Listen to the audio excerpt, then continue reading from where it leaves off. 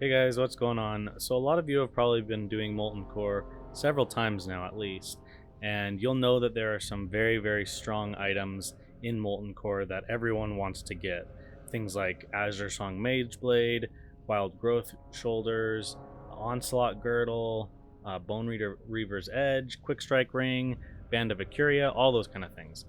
So there's some really strong pieces of gear in Molten Core, but with Blackwing Lair on the horizon, there's also some really good pieces of gear in Blackwing Lair. So in today's video, we're going to talk about some of the really strong pieces in Blackwing Lair and why I think Blizzard did a very good job when creating raiding content, and also how they kind of set up their raids. So let's get right into how they set up their raids. I think Blizzard did an amazing job, whether it was on purpose or not. They made some very strong pieces of gear that drop within each of these different raids. So the great thing about that is it keeps you coming back. Even though you might have, your full tier 1 set by now, or you might have some of the really good pieces from Molten Core, your guild is still going to want to continue running Molten Core for the different items within. So you'll have your bindings obviously for Thunder Fury, you have your Eye of Sulphurus for Hand of Ragnaros, and obviously you have the slew of other items in there that are really strong. Now you have crappy items as well. You have your Crimson Shocker wands that aren't very sought after. You have things like Vendor Strike or Shadow Strike, and a lot of other pieces that are a little bit lackluster. But the great thing about that is there are those other really strong pieces in Molten Core that are kind of the ones that everyone in the raid is kind of talking about and hoping is going to drop. I don't know about you guys, but we personally have seen 4 bindings from Baron Geddon, but we've got no bindings from Guard. So hopefully you guys in your guilds have gotten some really good pieces of gear for Molten Core, and you also still need some of the great gear from Molten Core, so it's going to keep you going back for more. Now let's just get into Blackwing Lair and some of the great pieces in Blackwing Lair. Now obviously some guilds, a lot of guilds do Loot Council, and then a lot of guilds also will do things like DKP, and there's some other systems out there as well. Whether you have DKP that you're saving for pieces of gear, or you have, say, wish lists for Loot Council, hopefully this video will help kind of narrow down some of the stuff you want to either be saving DKP for, or the stuff that you're kind of looking out for. So first off, we have some very strong healer gear within Blackwing Lair. Now obviously if you are a class that heals, all of your tier pieces are already going to be catered towards a healing spec. So that would be priests, paladins, shamans, and druids. You all are kind of catered towards your healing specs. Now the shaman gear and also the paladin gear is a little bit more offensive in nature, so you do have some spell power on some of those pieces, and some of the gearing is catered for like elemental shamans, or a ret paladin can use these pieces as well. But for the most part, it's all healing stuff. So the tier pieces obviously are going to be good, and those kind of will come as they do off of every boss, and you'll probably put together your tier 2 set fairly quickly, but still a lot of those pieces are not actually even your best in slot. But we're going to talk about some of those off pieces that you can get from Blackwing Lair for healers that are actually really strong. So the first one we're going to look at is the Rejuvenating Gem. Now Rejuvenating Gem is a trinket that is probably going to last for a long time for you.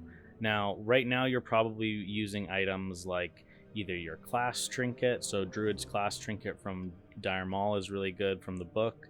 You might be using your 2% crit trinket from Black Rock Spire, and you also might be using something like Briarwood Reed.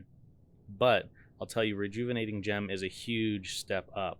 It has the equipped of increasing your healing done by spells and effects by up to 66, and it also restores 9 mana per 5 seconds. So there's a lot of resto shamans out there that are probably using the trinkets from Dire Maul, but this one basically has that same mana per 5 on it. It's a little lower, but it basically has the same mana per 5 on it, but you're also getting an extra 66 healing.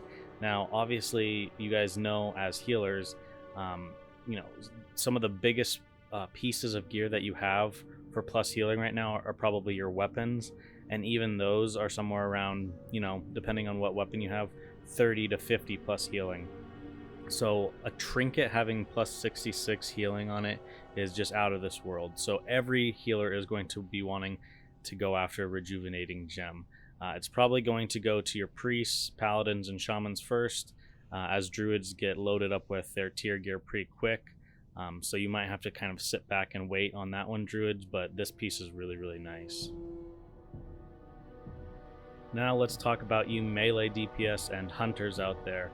So there's a trinket that every one of you is going to want to get your hands on as well, but sadly, since everyone wants it, it's going to be tough pickings for who gets it first, and that is going to be Drakefang Talisman. If you can get your hands on one of these, you are in a good position, because like the healer trinket, this one is very, very strong. You have the equipped of plus 56 attack power, which obviously on a trinket is huge. And then also, to top things off, you have increases your hit chance by 2%. So as you know, melee classes out there, you're always trying to fit gear in around your hit pieces. So you want to make sure you're hit capped, and sometimes you have to sacrifice a better piece of gear for something that still has hit on it. So this allows you to kind of free up some hit slot areas in your gear, and it's just awesome overall as a trinket in general, just because of that attack power. And then you also have a chance to dodge an attack by 1%, which, that one's not really the biggest part of the trinket, but it's a nice added bonus as well. Okay, hunters, let's talk to you next.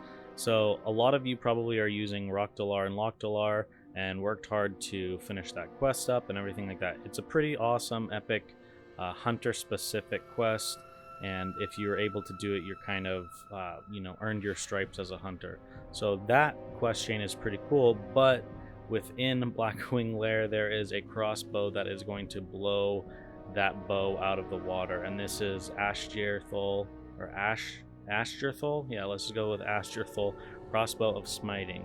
This thing is a beast. Not only does it have that slow attack speed, so all of your ranged attacks are going to be that harder hitting, so you're going to get nice big crits in PvP, which is awesome. But also you have a really good DPS on it, 7 stamina, which is nice, but then it also increases your ranged attack power by 36. So pretty much every hunter is going to want to get their hands on this. I know, sadly, if you're a troll, you're going to be a little bit sad that you don't have your bow anymore because of your increased bow skill with trolls, but this crossbow is amazing, and as a lot of horde hunters are orc just because of how great they are in PvP, you're not going to be missing that bow too much. So that one's one to look out for. It's definitely going to hold you over for a long time in Classic. You might be seeing that crossbow equipped for all the way until you're getting into Nax, depending on what you see drop. Now, don't worry, casters, I did not forget about you guys. The funny thing is, Molten Core has a lot of really, really strong caster gear throughout. And while Blackwing Lair has your tier pieces, and it does have some decent pieces throughout, you can get some boots and some wrists from other bosses. Really, the great caster gear is all from the last boss. So you're going to be hoping and praying that some of these pieces drop for you at the very end. So you have pieces like Staff of the Shadow Flame, which is obviously a staff, and it increases your chance to get a critical strike by 2% with spells, which obviously is amazing. But not only that, but it also increases damage and healing done by magical spells and effects by up to 84. This is going to be the best caster staff in the game right now at this point when Blackwing Lair is out. So every caster is going to want to get their hands on that. That staff's going to last you until AQ. It will last you through AQ2. Even some of the other pieces in AQ are comparable or a little bit better, but this piece is really, really strong. Also, it has some base stats on it which are nice: intellect, stamina, and spirit. But really, what you're looking at there is a lot of crit with increased crit chance of 2%, but then also has a lot of intellect, and then the damage and healing is great on it as well. But that's not your only piece. You have a lot of pieces, like I said, off of the last boss. You also have Neltharion's Tear, which is kind of the caster version of these other two amazing trinkets we've talked about. So you have your melee trying to go for the Drake Fang Talisman. You have your rest or your healers going for the Rejuvenation Gem, and then your casters are looking at this one here. This one increases your damage and healing done by spells, magical spells and effects by 44. A lot of you are probably using Briarwood Reed right now, which is 29. So to put that in perspective, that's a huge increase. And you also get the increase, or you have an improved chance to hit with your spells by 2%. So again, casters are having a hard time right now in the game getting their chance to hit up with spells. So this is going to be one of those pieces that is going to help you out a lot with that. But don't worry, guys, we're not done with caster gear. There's so many great caster pieces off the last boss. There's a headpiece, the Circlet of the Mind Flayer. This is an amazing piece as well. Again, has a crazy amount of crit chance on it. You get 2% crit chance on a headpiece. Increases your damage and healing done by magical spells and effects by 35 as well. A good amount of intellect, stamina as well on it. So this piece, a lot of casters are obviously going to be wanting to get this piece. This is going to help you out a lot in PvP and PvE. So great cloth headpiece overall. Now, there's also some other good pieces from other bosses within Blackwing Lair, but those were really the standout pieces. You have your notable stuff like Ash Candy off of the last boss. A lot of people are going to be wanting to get their hands on that two-handed sword, but let's be honest, guys, that's a hunter weapon, so make sure you're giving it to your hunters. But yeah, in all honesty, guys, Blackwing Lair has a lot of really strong pieces.